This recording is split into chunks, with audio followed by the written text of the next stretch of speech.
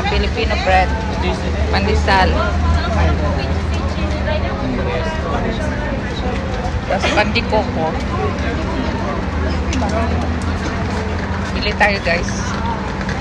Gusto ko ng pandikoko para bukas.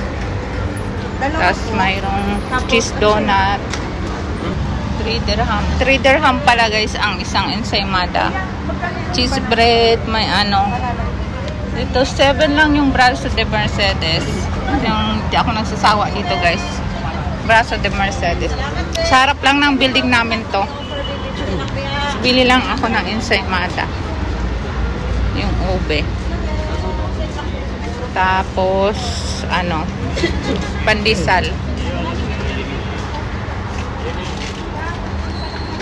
Kuya, isang ensaymada tsaka ano, magkano sa pandesal? 50 pins. Ano, isa